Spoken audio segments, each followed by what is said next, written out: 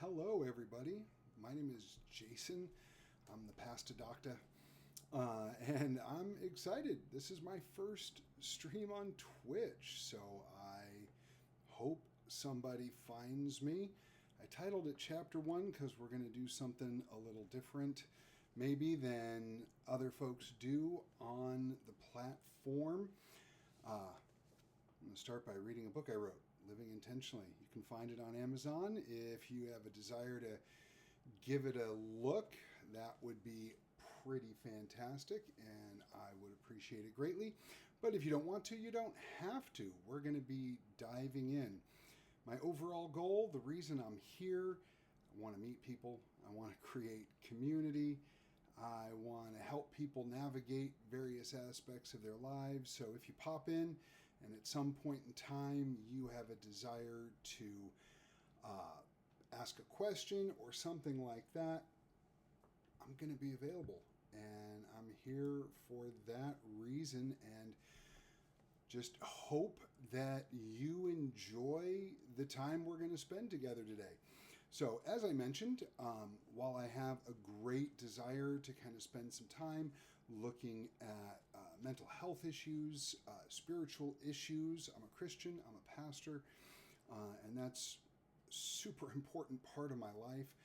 I'm just hoping to have a place where people can come and kind of talk about the things that are going on in their lives, talk about things that they're dealing with, maybe offer encouragement to one another, some kind of community along those lines. And I thought the book would be a good way to get that started. I wrote this book out of a great desire just to help people dive into their lives with greater intention.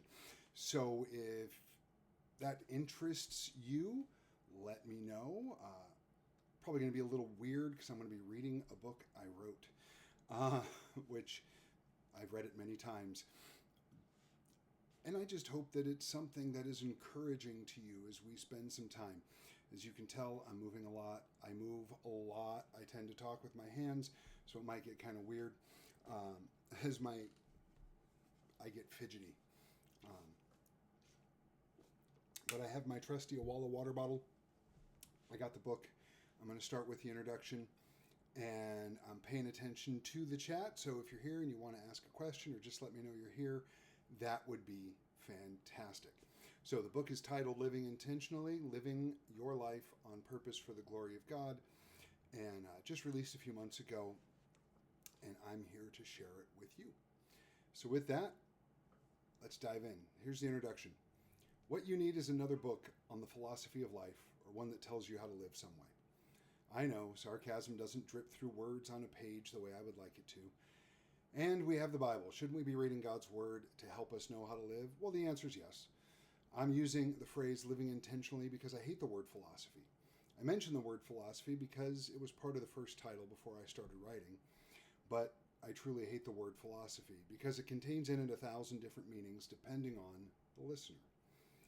Perhaps you see white-haired old men standing on the steps in Athens longing to hear or tell something new. Maybe you're thinking of more modern philosophers who want to tell you to follow your heart, follow your bliss, or that life is pointless, and you might as well give up. I don't know what image or thought comes to your mind when you think of philosophy, but I want you to get rid of it for a moment because that is not what I'm aiming to do here. No, this is meant to be different. Probably not new, maybe not fresh, and possibly not life-changing in any way, but different nonetheless. So if I hate the word philosophy, then why am I using it? I'm not really using it. Remember, this is called living intentionally. Good questions nonetheless, and probably the first of many. But as I have made significant reference to philosophy, let me tell you what I mean by philosophy. What I mean by philosophy in terms of living our lives with intention is simply our way of living, our general approach to life. Some have called it a rule of life, some have called it a master plan, others have called it a worldview, and some have called it stupid and don't want anything to do with it. Whatever you call it, I think we as human beings, especially those of us who are followers of Christ, have moved away from living life intentionally. As disciples of, apprentices to, followers of, believers in Jesus, we should be living our lives intentionally according to his leading. Why do I say this? First, because it's kind of a no-brainer. I don't think most people approach life with the goal of being unintentional and living without purpose, though many of us find ourselves asking the questions about why we are here or what our purpose is, and if we do not approach those questions with God-centered intentionality, we may end up somewhere we don't want to be. Second, because God has created us for a purpose. I'm not here to rehash something like Purpose Driven Life. If you've never read it, I encourage you to do so. What I am here to do, and I hope I can, is to explore different aspects of life from a biblical, sometimes psychological, and awful emotional points of view, to give each of us an idea of what it means to actually show up for our lives as followers of Christ each and every day. Why am I talking about being intentional in our lives? See, another good question. You're doing great. I'm talking about being intentional because God is intentional and He created us to be intentional, which we will talk about at length in a later chapter. God is intentional from the beginning of recorded history, which is contained in the book of Genesis. God created everything in 6 days and rested on the seventh. I can read. On each day of creation, He made something or more than one something specific in a specific order with specific purpose, with intended outcomes until He reached the apex of His creation, humanity. Then on the seventh day, God intentionally rested from His work of creation. His resting on the seventh day does not mean He disconnected from creation, as some believe, but that would be another topic for another time. Sorry. God shows us through the days of creation His power, wisdom, creativity, authority, sovereignty, majesty, and purpose for all He created. His intention was for His creation to have a relationship with Him, something Adam and Eve mucked up pretty good, but still His intention is clearly seen in His creation and specifically declared in His Word. Beautiful scriptures like Colossians 1:16 and 17 show this. For by Him all things were created in heaven and on earth, visible and invisible, whether thrones or dominions or rulers or authorities, all things were created through Him and for Him, and He is before all things, and in Him all things hold together. See, intention just oozes from that passage. Therefore, we're talking about intention in our lives because God was and is intentional with His creation, of which you and I are really a part. Now, I want to stop for a moment.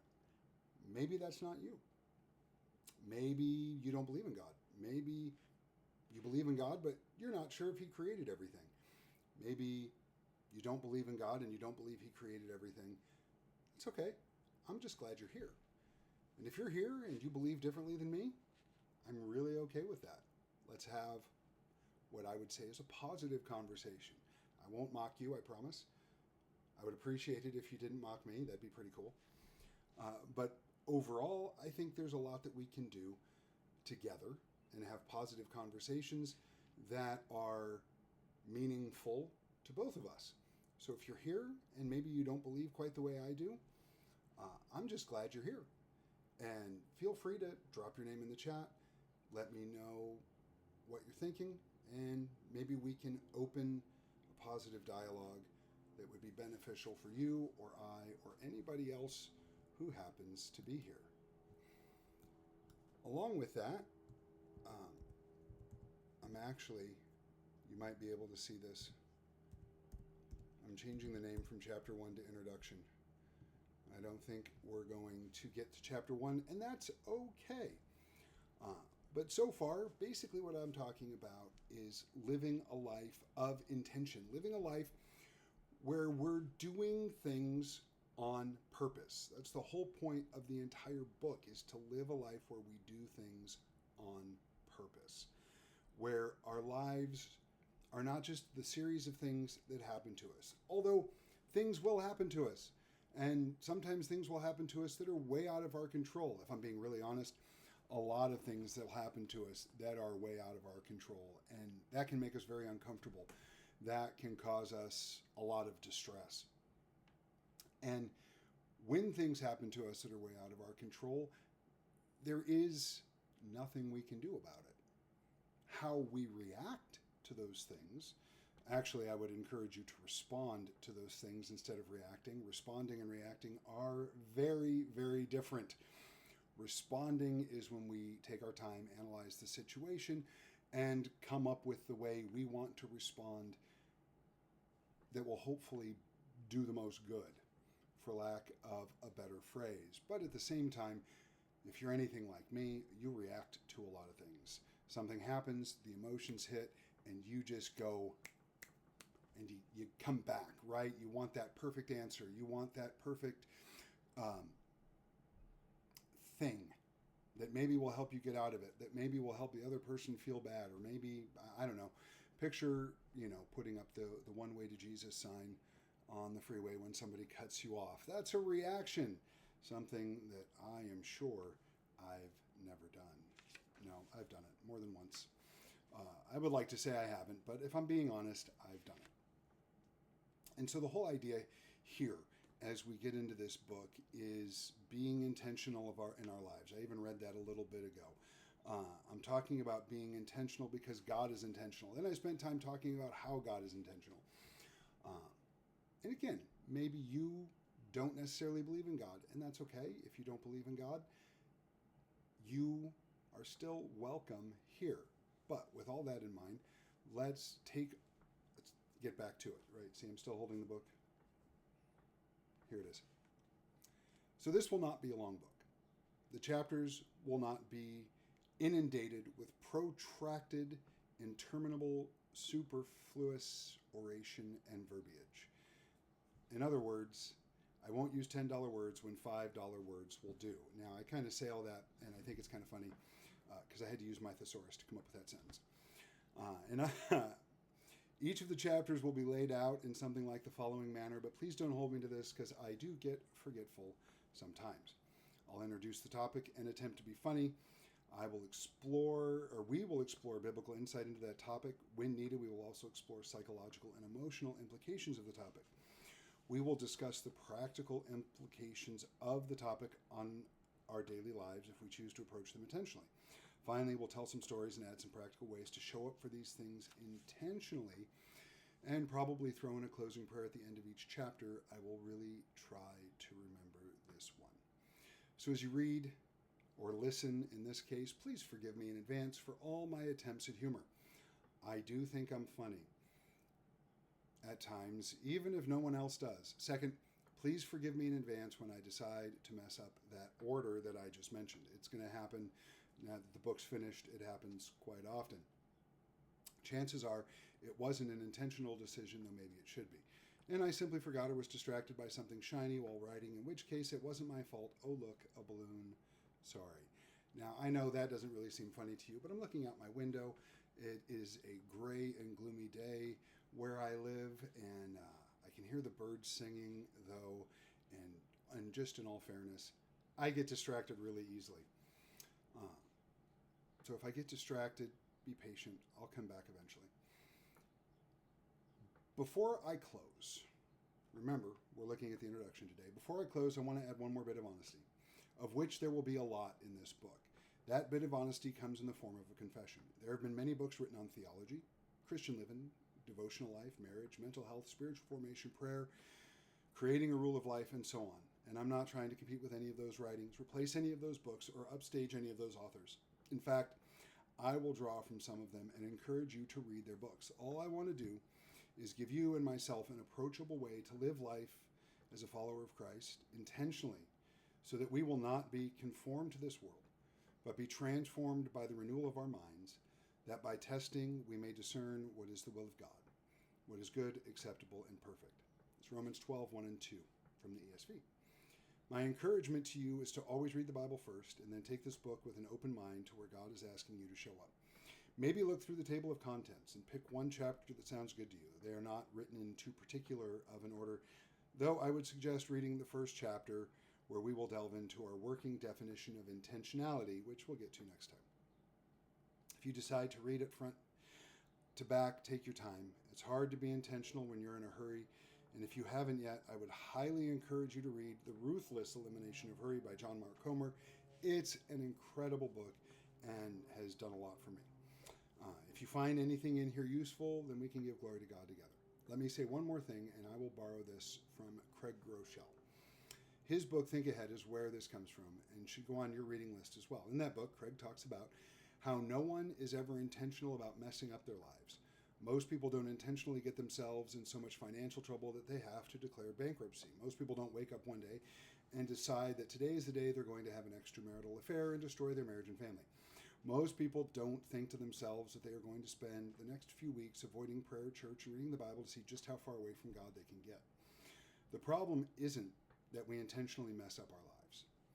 The problem is that we are not intentional about the way we approach life, and so the messiness happens. Like I said before, I'm not here to replace anyone else or try to compete with anyone else. This idea that we need to approach life, every aspect of life, with great intentionality is what prompted me to write the book to begin with. My hope and prayer is that God will use it to bless you and help you approach aspects of your life with intentionality, to the intentional journey. So what I'm going to do here over the next minute is I'm going to attempt, without it looking too obvious, to throw the link for this in the chat. I know somebody's watching. I'm glad you're here. And even if you're the only person here today, I still think it's awesome that you decided to jump on to my very first Twitch live stream. But I'm not done yet. As we spend a little more time together, I do, of course, like I said, I'm going to drop the link to the book in the chat. So if you're interested, you can take a peek at it. And I would love if you decided to do so, and hopefully it is a blessing to you or challenging to you, or at the very least, it makes you think a little bit. Now, as we are continuing on today, maybe this isn't super exciting to you. It's really exciting to me. I just want to spend a little bit of time talking about where we ended with the introduction for the book. And that very simply is this, that nobody messes up their life on purpose. But getting out of the mess requires intention. And I think sometimes we will end up messing up, or we will end up in a place where we don't want to be, simply because we were unintentional in areas of our lives. Like I mentioned, finances in there. I don't think anybody says, I'm going to spend the next year seeing how deep into debt I can get, seeing how many credit card bills I can rack up, and how far behind I can get on other bills, just to see what happens, right? Nobody does that. Over the years of being a pastor and a counselor, I have met a number of people who were struggling in their marriage. And it wasn't because they set out with intention to have a bad marriage. It was because they did not show up to their marriage intentionally. And there is a chapter on that. We will get to that. And I think it's an interesting discussion. You have to show up to those things intentionally. Or maybe you ended up in a career you didn't really want to be in, but now you're in it and you've been in it for a long time and you don't know how to get out of it. I got a chapter on that too, where we're going to talk about being intentional with our work, our vocation, our career, whatever that looks like. But let's just bring it home for today. I said I wanted to talk about spirituality and I wanted to talk about mental health. Those two things are very, very dear to my heart, because I think something that we're not always intentional about is being a whole person, being physically, emotionally, and spiritually well. We're going to talk about that in one of the chapters also. And in order to be whole, to be holistically healthy, to be well in all of these areas, we have to show up in each of these areas with great intention. You can probably tell I am not a particularly small person. I'm overweight. I know it. I used to be really overweight, and I have worked very hard to get where I am, and I'm continuing to work hard to get better. I mean, I went for a walk this morning, walked my dogs almost 2 miles. I played pickleball for an hour, and I lifted weights today. Yay me. Because I want to be intentional about my physical well-being. So along those lines, I also do intermittent fasting. Just so you know, in my time zone, I'm less an hour away till my eating window opens. And after all that working out, I'm very excited about having the opportunity to eat today. So I just keep drinking water to get the hunger to go away. But we also have to be intentional about that with our spiritual well-being. Like I said, I'm a Christian, so I do things that are good for me spiritually. I do read the Bible. I spend time in prayer. I go to church. I'm part of a community where I can be encouraged by others. The kind of community that I'm really hoping to create here on Twitch for anybody who wants to join me. Because that sort of intentionality is important to me. If I'm not intentional there, I will find myself struggling, slipping, dealing with difficulty. And I don't want to do that any more than anybody else does. That doesn't mean difficulty won't come. That won't mean struggles don't come. They will. It's a fact of life. But that leads to the third one, and that means intentionally being well emotionally. And that can look very different for different people depending on what you're struggling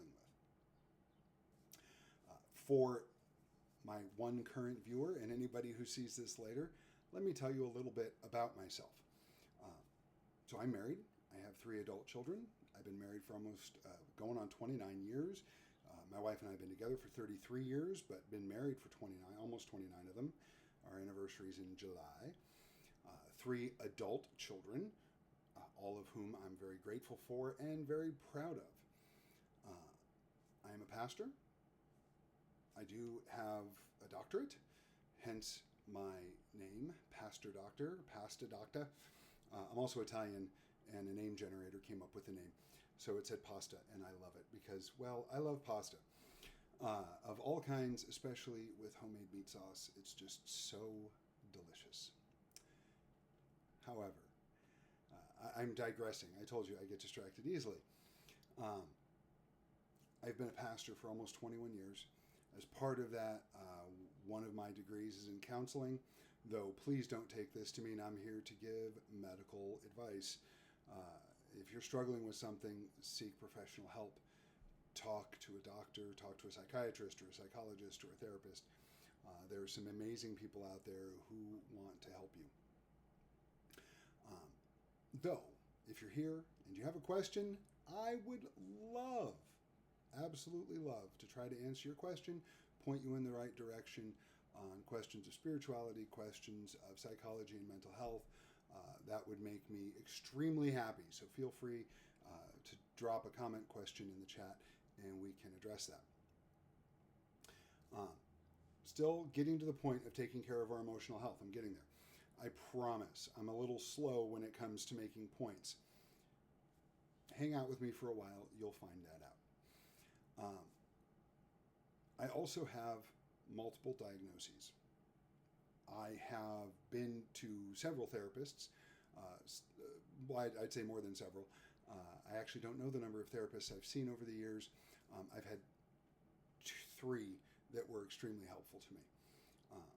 And so there, you can take that as your piece of advice for the day. If you need to see a therapist and you go to a therapist and that therapist is not helpful, fire your therapist and get a new one.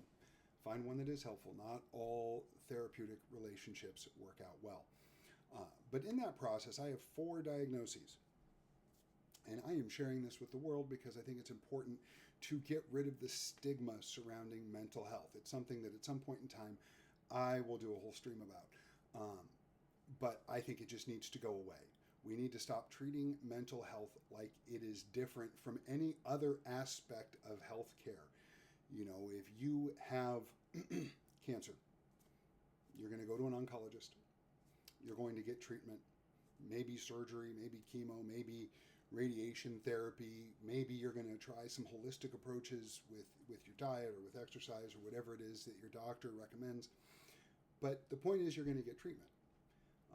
If you get a cold, you're probably not going to go to the doctor for a cold. I understand that, but you might take NyQuil. And if you're anything like me, that little measuring cup you're going to toss aside. You're going to drink the NyQuil straight from the bottle because NyQuil is wonderful. Again, not medical advice. Don't drink NyQuil straight from the bottle. Just because I do it doesn't mean it's a good idea or the right thing to do. In fact, it's probably the wrong thing to do, and you should use the measuring cup. But I don't always do that. Right? But you're going to do something. You got a headache, you're going to take Tylenol. So why is it when somebody's struggling with depression, we put some kind of horrible stigma on taking an antidepressant, or if someone is dealing with anxiety, we put this horrible stigma on them taking an anti-anxiety medication. Why do we do that? I don't know. For years, mental health has carried with it this stigma that I think is unfair and wrong and should be gotten rid of. If someone is struggling with a mental health issue, they not only should, but deserve and are worthy of, because they are loved and cared for, to get the help they need. So I still remember my point. Emotional well-being, I promise, I still remember my point. Physical well-being, spiritual well-being, and now we're talking about emotional well-being. I have 4 diagnoses that I've received over the years. Major depressive disorder is number 1. Generalized anxiety disorder is number 2. The third one, which I really struggled with when I received it, is borderline personality disorder. And then the fourth one is codependency. And because there was a time when I took medication, I'm grateful that I no longer have to, but when it was necessary, there were several years where I took a couple different medications. And again, for another time, I could talk about what those were and how they helped me, why I eventually switched. But that's a discussion for another time. Therapy, focusing on being intentional in my spiritual well-being, focusing on being intentional in my physical well-being, having people that I trust in my life to love and support me, all have led to a place where I'm doing pretty well. My depression, while I do spiral at times, doesn't act up all that often. Anxiety shows up a little more often than depression, but again, it's very rare that I have panic attacks anymore, for which I'm very grateful. The behavior that showed up as a result of my borderline personality disorder, which was really interesting. I love Amazon, right? We're here on Twitch. Amazon owns Twitch. I put a link in the chat to my book because I'm selling it on Amazon. I love Amazon, but Amazon became a part of my borderline personality disorder, that when it was acting up, I would shop impulsively. And I had to deal with that. Thankfully, I had a very good therapist who helped me deal with that. Now, don't get me wrong, I still shop on Amazon. I love Amazon. I spend more money on Amazon than I should. I buy stuff on Amazon because I need it in a couple days, not right now, and so why go to the store when I can just open the app on my phone and order it? I had dog food delivered from Amazon this morning for my precious dogs, one of whom is sleeping under my desk. The other one, I don't know where he's at. I imagine at some point that one or both of my dogs, maybe one of my cats, they like to walk on my laptop for some reason, will make an appearance on my stream. They just haven't yet. And then there's codependence. I learned that there are certain people in my life that if they're not okay, I'm not okay. And then I try to fix everything, and then that becomes an even greater struggle for me. I'm a very empathetic person most of the time, which means I feel what other people feel. Sometimes I wish I didn't. While it makes me an effective pastor and counselor, it also at times becomes very overwhelming to me. Now, I say all of those things, right? We still had a point. I promise we still had a point. And that point was physical well-being, spiritual well-being, and emotional well-being. I now have to show up very intentional for my emotional well-being. And there's a lot of ways that I do that. One is by taking care of myself physically. I'm not that kind of doctor. I have an educational doctorate. So you can talk to your doctor, your medical doctor about this if you want. I think it would be worthwhile. Something that I never realized is the great impact that sugar has on my mental health. When I eat a lot of sugar, obviously that can contribute to anxiety because sugar amps you up. So can caffeine. I had to cut back on the amount of caffeine I drank. I used to drink 1.5 pots of coffee a day, probably the equivalent of 8+ cups. Now I'm down to 2 or 3. Have to. I won't give up coffee. I will never give up coffee. I had a doctor tell me to give up coffee. I told the doctor no. But I'm one of those weird people. I actually like the taste of coffee with a little bit of heavy cream in it. It's just fantastic. but I wouldn't give it up completely. But when I overeat sugar, not only is that detrimental to my physical well-being, it has a great impact on my depression and anxiety, something that I did not realize was going on until I did an experiment and gave up sugar for a while. I still eat sugar sometimes, don't get me wrong. I just don't eat a lot of it. I try to be very careful about it, which has also helped me with my weight loss. But going for a walk, playing pickleball, especially playing pickleball with a lot of other people, puts me in community. It puts me in a great headspace. So taking my dogs for a walk, big deal for me. I walk my dogs almost every day. Usually I walk them between 2 and 3 miles a day. Even if I play pickleball and I'm going to lift weights, because walking my dogs is very therapeutic for me. One day, maybe, if I get a few followers on here, I will live stream a walk with my dogs. And I talk to my dogs the whole time. I talk to them about the stuff they're sniffing. I tell them not to eat the stuff they're not supposed to eat. And it's just very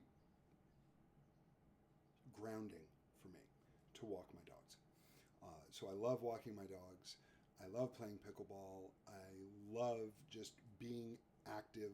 My job requires me. I spend a lot of time sitting at a desk in front of my laptop, so just getting outside, being active, letting the sun shine on me, getting my vitamin D, all very therapeutic. So we're still talking about showing up for ourselves emotionally and being intentional about it. So one of the ways I'm intentional about my emotional well-being is by showing up for my physical well-being, because they're all connected. Another way is by showing up for my spiritual well-being. I talked about that earlier. I will spend time in prayer. I spend time reading the Bible. I go to church.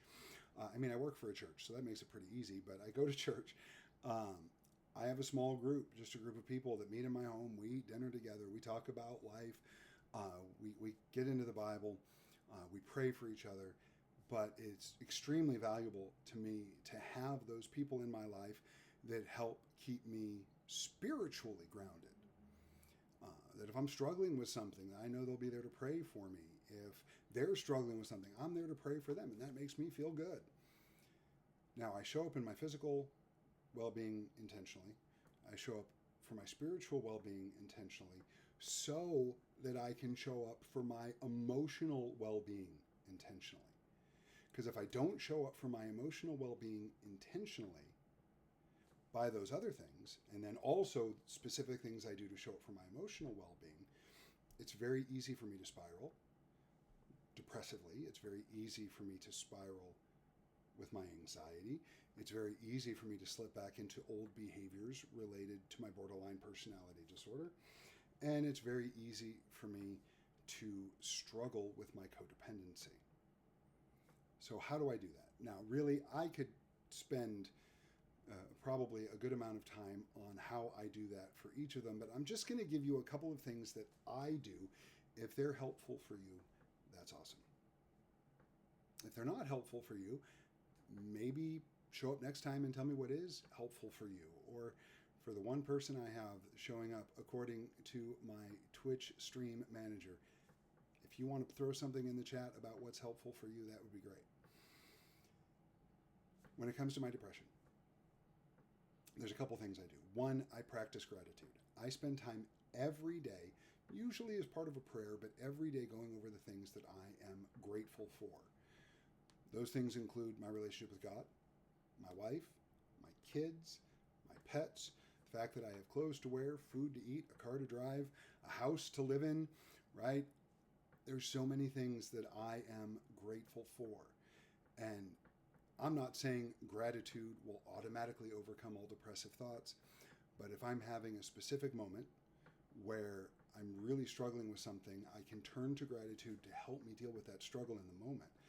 But quite often, just practicing gratitude on a daily basis helps keep me centered when it comes to my depression. The other thing I do, and this is a big psychological thing, comes out of cognitive behavioral therapy, another discussion for another time, is just to reframe my thoughts. One of the biggest things that is a battle for me with both depression and anxiety is my thought life. I have intrusive thoughts. I tend to entertain negative thoughts. I am not a ray of sunshine most of the time. It is just reality. But I am very intentional about reframing negative thoughts. One of the ways I reframe negative thoughts is with gratitude. One of the ways I reframe negative thoughts is by challenging them with evidence. If I am thinking a worst case scenario sort of thing, then I will absolutely look for evidence regarding that worst case scenario, look for evidence for it and against it, and then try to reframe that thought based on the evidence. When it comes to anxiety, I talked about showing up physically. If I'm feeling anxious, I put the harnesses on the dogs, attach the leashes, and go for a walk if I'm able to do so. That's huge for me. I do practice grounding, and you can go Google grounding techniques. There's so many grounding techniques, but one that I will do is I will look for 5 things that I can see, 4 things that I can touch, 3 things that I can hear, 2 things that I can smell, and 1 thing that I can taste, which is always a fascinating thing for me, especially if it's during a period of intermittent fasting and I haven't eaten anything all day, right? Maybe I will just take a drink of water, or I will identify the 1 thing that I can taste as the taste of the inside of my mouth. I don't know, but I will practice grounding techniques. I will go outside without my shoes on, weather permitting. Where I live, it can get cold. It's not particularly cold right now, but weather permitting, I will go outside and squinch my toes up in the grass just to feel the sun on my face, to feel the grass under my feet, and kind of have a moment where I feel connected to the world around me. It brings me back to the moment. Something else I do for anxiety is I practice mindfulness, and there's 1,001 ways to do that. There's a bunch of apps that you can do that with. For me, I will use a grounding technique that will bring me into the present moment and remember that all the things behind me, all the things ahead of me, worrying about them is not going to do me any good. So I'm going to focus on what's right in front of me in the moment. Just a couple things, right? We could spend more time talking about a bunch of other stuff, but I'm not going to do that to you right now. We looked at the introduction of my book, Living Intentionally, Living Your Life on Purpose for the Glory of God. It's there in the chat. If you want to take a look at it, right here, I'll put it right in front of the camera. That's what it looks like. So you know you found the right one, or you can just click on the link in the chat.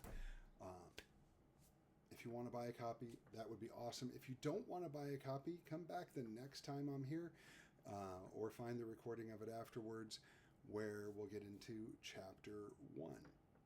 My encouragement to you for the rest of today, really for the rest of your life, but if all you can do is the rest of today or maybe the next hour, show up for yourself intentionally. Show up for yourself intentionally, physically. If you haven't done anything active today, just go take a short walk. Do something, right? Show up for yourself spiritually. I don't know what that means for you. I've talked about what it means for me, but what does it mean for you? Whatever that is, do it. And show up for yourself emotionally. Again, if you know how to show up for yourself emotionally, good for you. If you don't know how to show up for yourself emotionally, I encourage you to do so. Find a way. Oh, I wonder if the mic's picking that up. High school just got out. I live right by a high school, and there's a bunch of kids walking through, walking by my open window. Kind of surprised my dogs aren't barking. There you go. Look at that. It's like I planned it. Hopefully that came through the mic. I don't know if it did, but I really hope it did. But show up for yourself emotionally, and do so with intention. Do so on purpose. When you wake up tomorrow, go, you know what? I'm going to find a way to show up for myself in these 3 areas of life: physically, spiritually, and emotionally. And it doesn't have to be in that order. I just keep listing it in that order. On purpose. I really hope you do. So with that being said, we're approaching 40 minutes. For the one person who's here, thank you. If you want to follow me, you'll see the next time I'm on. If you don't, well, I'll be a little sad, but I'll get over it. I hope if somebody finds this a little bit later on as a recording, that it is a huge blessing to you in some way. And I just am excited to get started on this platform. And hopefully, like I said all the way at the beginning, a whole 40 minutes ago, I just really want to create content that creates community, that encourages people in their lives. And so that's why I'm here. So with all that being said, I hope you have an amazing rest of your day. For the one person here, thank you for sticking around the whole time. That's fantastic. I love you all, and there's nothing you can do about it. Peace.